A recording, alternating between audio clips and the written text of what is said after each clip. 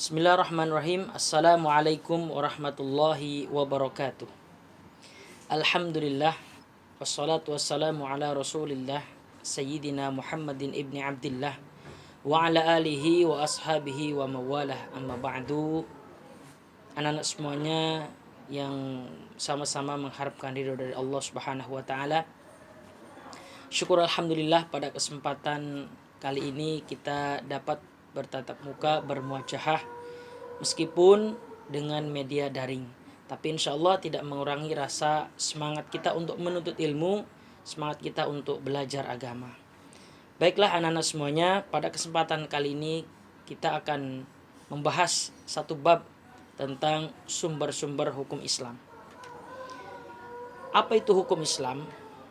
Hukum Islam adalah hukum yang dianut atau dibuat oleh agama Islam yang beraturan kepada Al-Quran dan hadis tentunya. Baiklah anak-anak semuanya, pada pertemuan kali ini kita akan membahas tentang sumber hukum Islam. Perlu diketahui bahwa sumber hukum Islam itu ada 3. Yang pertama adalah Al-Quran, yang kedua hadis, dan yang ketiga adalah ijtihad. Sebelumnya, apa itu yang dimaksud dengan hukum? Hukum itu adalah satu peraturan yang ditetapkan atau tidak ditetapkan kepada seseorang. Sedangkan sumber hukum Islam adalah segala sesuatu yang dijadikan dasar, acuan, dan pedoman berdasarkan syariat Islam. Kalau kita melihat tadi yang sudah disebutkan bahwa sumber hukum Islam itu ada 3. Yang pertama Al-Quran. Maka Al-Quran sendiri adalah kalamullah, firman Allah subhanahu wa ta'ala yang diturunkan kepada Nabi Muhammad sallallahu alaihi wasallam melalui malaikat Jibril dan berbahasa Arab. Nah, oleh karena itu anak-anak, ketika ada Al-Quran berbahasa selain dari bahasa Arab, maka itu disebut dengan tafsir atau terjemahnya. Sedangkan Al-Quran yang memang murni diturunkan oleh Allah Subhanahu wa taala adalah berbahasa Arab. Ada 30 juz, 114 surat dan 6666 ayat. Itu berdasarkan jumhur para ulama. Anak-anak semua yang dimuliakan Allah Subhanahu wa taala. Al-Quran sendiri berasal dari kata qara'a yaqra'u Qur'anan. Artinya adalah bacaan. Maka Al-Quran itu wajib dibaca, bukan untuk pajangan, bukan untuk ditaruh, disimpan di atas lemari saja, tapi harus sering-sering dibaca. Ya. Dan Al-Quran, ketika kita hendak membaca Al-Quran, ada syarat-syarat tersendiri. Misalnya, ketika mau menyentuh Al-Quran, kita harus berwudu terlebih dahulu. La yamassuhu illal mutahharun. Janganlah kalian menyentuh Al-Quran sedangkan keadaan kalian tidak suci. Maka ketika ingin menyentuh Al-Quran, ingin membaca Al-Quran, maka hendaknya harus memiliki air wudhu terlebih dahulu. Kemudian yang kedua, diletakkan Al-Quran di tempat yang mulia, tidak boleh disamakan dengan kaki. Kemudian Al-Quran sendiri adalah firman Allah Subhanahu wa taala dan termasuk salah satu mukjizat Nabi Muhammad SAW yang paling tinggi. Kenapa? Sejak diturunkannya Al-Quran dari Allah Subhanahu wa taala beratus-ratus abad yang lalu kepada Nabi Muhammad SAW, itu dijaga oleh Allah Subhanahu wa taala kemurniannya. Inna nahnu nazzalna dzikra wa inna nahnu lahafidhun. Aku yang turunkan Al-Quran, kata Allah, aku sendiri yang akan menjaganya. Maka sampai detik ini Al-Quran masih terjaga kemurniannya. Dan salah satu mukjizat pula Al-Quran, Al-Quran bisa dibaca oleh anak muda, bisa dibaca anak kecil, bisa dihafal oleh anak kecil, bisa dihafal oleh orang yang tua, dan bisa dibaca oleh siapapun bagi yang berkeinginan untuk mempelajarinya. Kemudian kedudukan dan fungsi Al-Quran. Yang pertama, tentu sebagai sumber utama hukum Islam. Kemudian Al-Quran itu sebagai petunjuk dan pedoman bagi umat manusia. Petunjuk apa? Petunjuk ketika menghadapi satu masalah, ketika memiliki satu permasalahan tentang syariat Islam, maka rujukan utama adalah Al-Quranul Karim. Ya, jadi fungsinya adalah sebagai petunjuk pedoman umat manusia, tentunya untuk apa? Mencapai kebahagiaan di dunia dan akhirat. Lalu sumber hukum yang kedua adalah hadis. Hadis yaitu segala berita yang bersumber dari Nabi Muhammad SAW, baik berupa ucapan beliau, perbuatan maupun takrir atau penetapan persetujuan Nabi SAW, serta penjelasan sifat-sifat Nabi Muhammad SAW. Ada dua perbedaan antara hadis dengan sunnah. Sunnah adalah perbuatan Nabi Muhammad SAW yang tidak tertulis atau belum tertulis. Ketika perbuatan, perkataan, penetapan Nabi sudah dituliskan, maka disebut dengan hadis. Nah, ini sebenarnya sama pengertiannya, tetapi kadang orang keliru mengucapkannya. Bedanya antara sunnah dengan hadis. Jadi sunnah adalah perbuatannya, pengucapannya, ucapan Rasul, penetapan Rasul, itu sunnahnya. Tetapi ketika sudah menjadi tulisan, maka itu disebut dengan hadis. Baik. Tentang hadis, fungsi hadis terhadap Al-Quran memiliki beberapa fungsi. Di antaranya yang pertama adalah bayan takkid atau bayan takrir, yaitu hadis berfungsi untuk memperkuat atau memperjelas isi kandungan Al-Quran. Salah satu contohnya berdasarkan firman Allah Ta'ala, "Faman syahida minkumus syahra falyasum." Barang siapa yang menyaksikan bulan Ramadan, maka hendaklah berpuasa. Ini terdapat pada Quran surah Al-Baqarah ayat 185.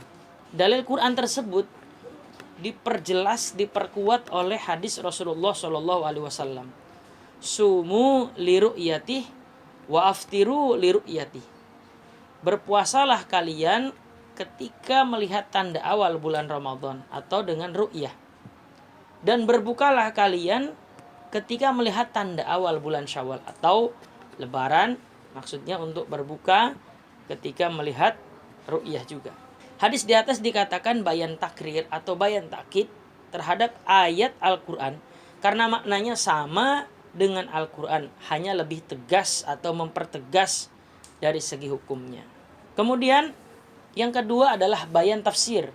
Bayan tafsir berarti menjelaskan makna yang belum jelas atau makna yang masih samar di dalam Al-Quran, ataupun merinci ayat yang maknanya global dan mengkhususkannya sehingga ada pengkhususan dari makna yang tadinya umum kepada makna yang khusus. Sunnah yang berfungsi bayan tafsir tersebut terdiri dari tafsilul mujmal, ada tabyinul mushtarak, dan yang ketiga adalah takhsisul al-am. Lalu apa itu tafsilul mujmal? Hadis yang berfungsi tafsilul mujmal ialah merinci ayat-ayat Al-Quran yang maknanya masih global. Misalnya tidak kurang 67 ayat Al-Quran yang langsung memerintahkan sholat, tapi tidak dirinci bagaimana tata cara sholat itu sendiri, berapa rakaatnya, kemudian bagaimana cara sujud, cara ruku dan lain sebagainya. Itu tidak dirinci oleh Al-Quran. Rasulullah SAW dengan sunnahnya memperagakan sholat itu secara rinci. Maka Rasul mengatakan, "Shollu kama ra'aitumuni usolli." Sholatlah kalian sebagaimana kalian melihat saya sholat. Ini yang disebut dengan tafsilul mujmal, yaitu hadis yang berfungsi untuk merinci ayat Al-Quran yang maknanya masih global. Kemudian tabyinul mushtarak. Tabyinul mushtarak adalah menjelaskan ayat Al-Quran yang mengandung kata bermakna ganda. Misalnya Allah berfirman, "Wal mutallaqatu yatarabbasna bi anfusihinna salasata quru." Wanita yang dicerai hendaklah menunggu masa iddahnya selama 3 quru. Ini juga masih dalam surah Al-Baqarah ayat 228. Perkataan quru adalah bentuk jamak dari qur'in. Dalam bahasa Arab antara satu suku bangsa dengan yang lainnya ada perbedaan pengertian qur'in atau quru'. Ada yang mengartikan suci, ada pula yang mengartikan masa haid. Mana yang paling tepat perlu ada penjelasan. Hadis Rasulullah SAW memperjelasnya. Tolakul amati tatliqtani wa iddatuha haidotani. Tolak hamba sahaya ada 2 dan iddahnya 2 kali haid. Hadis riwayat Abu Daud, Tirmidzi dan Daruqutni. Dalam ketentuan hukum, hamba sahaya itu berlaku setengah dari orang merdeka. Jika hadis ini menetapkan 2 kali haid, maka menurut sebagian pendapat ulama, perkataan haidotani itu merupakan penjelas dari Qur'in yang tadi dijelaskan di atas, ya, yang masih mustarak tadi, sehingga kesimpulannya bahwa wanita yang dicerai itu iddahnya 3 kali haid. Kemudian pada bayan tafsir bagian yang ketiga adalah tahsisul am. Tahsisul am itu adalah sunnah yang menghususkan atau mengecualikan ayat yang berwarna umum. Misalnya firman Allah Ta'ala, hurrimat alaikumul maitatu waddamu walahmul khinzir. Diharamkan atasmu bangkai, darah, dan daging babi. Dalam ayat ini tidak ada kecuali. Artinya semua bangkai dan darah diharamkan untuk dimakan. Sunnah Rasulullah SAW mentahsiskan atau mengecualikan darah dan bangkai tertentu. Misal sabda Rasulullah SAW, uhillat lana maitatani wad damani fa immal maitatani huta wal jaradu wa ammal damani fal kabidu wat tohalu. Yang dihalalkan atau telah dihalalkan kepada kita 2 macam bangkai dan 2 macam darah. Artinya 2 macam bangkai boleh dimakan, 2 macam darah juga boleh dikonsumsi atau boleh dimakan. Sedangkan kalau merujuk kepada ayat di atasnya, hurrimat alaikumul maitatu waddamu walahmul khinzir, di sini tidak disebutkan, tidak dikategorikan darah mana yang boleh, mana yang tidak boleh, bangkai mana yang boleh, bangkai mana yang tidak boleh. Maka fungsi Al-Qur'an sebagai bayan tafsir atau menjelaskan dari makna Al-Qur'an adalah salah satunya adalah tahsisul am, ya, mengkhususkan yang masih bersifat umum. Daging apa yang dibolehkan? Maka Rasulullah SAW bersabda, telah dihalalkan kepada kita 2 bangkai dan 2 macam darah. Yang dimaksud 2 bangkai itu adalah bangkai ikan dan belalang. Sedangkan yang dimaksud 2 macam darah adalah hati dan limpa. Nah, artinya ada penghususan dari sesuatu yang bersifat umum, yang tadinya dilarang secara umum, tapi ada dikhususkan yang dibolehkannya. Ini hadis yang mentafsirkan Al-Quran. Kemudian yang berikutnya ada bayan tahsis. Yang tadi pertama bayan takkid, bayan tafsir, yang ketiga sekarang bayan tahsis. Bayan tahsis adalah membatasi atau menghususkan kandungan ayat-ayat Al-Quran yang bersifat umum. Ini hampir sama dengan yang sebelumnya, tetapi ada perbedaannya. Hadis Rasulullah SAW misalnya, seorang pembunuh tidak berhak menerima harta warisan.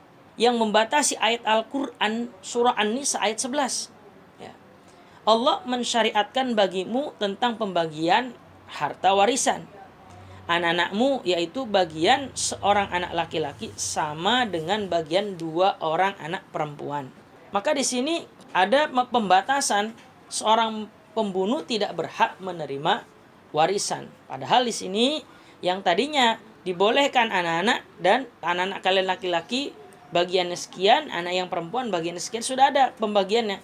Tetapi dibatasi oleh hadis Rasulullah SAW, seorang pembunuh tidak berhak menerima harta warisan. Kemudian yang keempat adalah bayan takyid. Bayan takyid adalah membatasi ayat yang bersifat mutlak, hakikat kata tanpa memandang jumlah maupun sifatnya. Artinya mutlak, keadaan atau syarat tertentu. Contohnya Quran surah Al-Maidah ayat 8 tentang pencurian dan dia harus dipotong tangannya. Kemudian ditakkid oleh hadis, tangan pencuri tidak boleh dipotong, melainkan pada pencurian senilai 1/4 dinar atau lebih. Nih, kalau dilihat secara sepintas ada kontradiktif antara ayat Al-Quran dengan hadis. Padahal tidak. Justru dengan adanya hadis ini maka menjelaskan bahwa tangan pencuri itu tidak boleh dipotong, melainkan pada pencuri yang ada batasan nilai. Kalau mencuri cuma 1 juta, 2 juta, ataupun mencurinya 100.000, 200.000, atau mencuri 1.000, 2.000, ini kita lihat dari 1/4 dinar atau lebih. Ada batasannya. Ya. Maka Al-Quran hadis ini memberikan batasan kepada ayat Al-Quran yang tadinya sudah mengeluarkan hukum tersebut. Maka itulah fungsi hadis terhadap Al-Quran yang disebut dengan bayan takyid. Kemudian yang kelima, bayan tasyri'. Bayan tasyri' adalah ajaran-ajaran yang tidak didapati di dalam Al-Quran, maka dimunculkan hukumnya di dalam hadis, baik yang tidak ada sesama sekali atau yang diketemukan pokok-pokok atau asalnya saja. Hadis termasuk ke dalam kelompok ini adalah diantaranya hadis penetapan haramnya mengumpulkan dua wanita bersaudara untuk dinikahi sekaligus.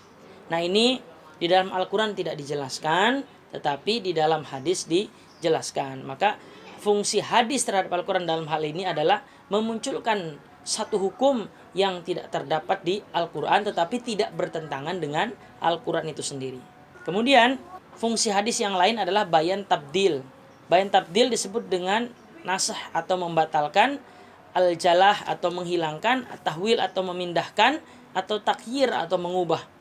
Yang dimaksud dengan tabdil di sini adalah menghapus ketentuan hukum yang ada di Al-Quran. Salah satu contoh dari kategori bayan tabdil adalah sabda Rasulullah SAW dari Ibnu Imamah Al-Bahili. Beliau bersabda, sesungguhnya Allah telah memberikan tiap-tiap orang haknya masing-masing, maka tidak ada wasiat bagi ahli waris. Ya. Hadis ini dinilai hasan oleh Ahmad dan Imam Tirmidzi. Nah, ini bayan tabdil artinya nasih mansukh kalau di dalam Al-Quran. Jadi ayat-ayat Al-Quran yang memang ketika dimunculkan oleh hadis Rasulullah SAW, maka mengubah dari isi Al-Quran itu, tetapi tidak merubah secara maknanya, hanya menentukan hukum yang baru yang tadinya ada di dalam Al-Quran. Sumber hukum yang ketiga yaitu ijtihad. Ijtihad adalah kesungguh-sungguhan para ulama dalam menentukan suatu hukum yang tidak terdapat di dalam Al-Quran dan hadis, ataupun hukum-hukum yang sulit dipahami di dalam Al-Quran dan juga hadis. Maka para ulama bersepakat untuk menentukan satu hukum yang tidak bertentangan di dalam Al-Quran dan hadis. Kebenarannya itu sudah tetap Allah yang Maha mengetahui. Tetapi ulama yang memang sudah terbukti kealiman beliau menentukan suatu hukum yang belum terdapat di dalam Al-Quran hadis, maka ulama ijtihad ini disebut dengan mujtahid. Ijtihad itu sendiri terbagi beberapa. Ada dua saja yang saya sebutkan pada kesempatan kali ini. Mudah-mudahan anak-anak bisa memahaminya. Yang pertama adalah ijma', yang kedua adalah qiyas. Ijma' adalah kesepakatan para ulama mengenai suatu hukum, ya, atau kumpulan pendapat para ulama mengenai suatu hukum yang tidak terdapat di dalam Al-Quran dan hadis. Misalnya kalau kita di Indonesia, kita menyepakati bahwa hukum-hukum yang ada, hukum-hukum permasalahan kontemporer itu yang tidak diterapkan di Quran dan hadis, maka kita sepakati percaya kepada ulama. Dalam hal ini adalah Majelis Ulama Indonesia. Misalnya penetapan tanggal 1 Syawal ataupun tanggal 1 Ramadan, atau penetapan misal hukum vaksin dan lain sebagainya. Nah, itu kita percaya saja kepada para ulama yang terhimpun dalam Majelis Ulama Indonesia ataupun organisasi-organisasi keislaman di masing-masing daerah. Nah, ini yang dinamakan dengan ijma, pendapat atau kumpulan pendapat para ulama. Bagian dari ijtihad yang kedua adalah qiyas. Qiyas secara etimologi, kata qiyas artinya mengukur atau membandingkan sesuatu dengan yang semisalnya. Artinya memadukan atau menyamakan satu hukum yang terjadi saat ini dengan hukum-hukum yang pernah terjadi di masa yang lalu. Imam Syafi'i mengatakan tentang qiyas sebagai berikut, yaitu setiap peristiwa yang terjadi pada seorang muslim pasti ada hukumnya, dan ia wajib mengikuti nas apabila ada nasnya, dan apabila tidak ada nasnya dicari permasalahan atau dilalahnya di atas jalan yang benar dengan ijtihad. Nah, artinya ijtihad itu dinamakan dengan qiyas maksudnya. Misalnya contoh qiyas itu adalah masalah pacaran. Anak-anak muda berpacaran. Dalam Al-Quran tidak ada ayat yang menjelaskan secara khusus tentang pacaran. Di hadis pun tidak ada yang menjelaskan tentang pacaran. Tetapi ketika mencari dalil ataupun sandaran hukum tentang pacaran itu sendiri, maka rujukan ayatnya kepada wala taqrabuz zina innahu kana fahisyatan wa sa'as sabila. Janganlah mendekati zina. Ya. Pacaran memang bukan zina, tetapi cara mendekati perzinahan, jalan menuju perjilahan. Maka di sini dikatakan takrab adalah mendekati zina, itu adalah dalil tentang hukumnya berpacaran atau haramnya tentang berpacaran.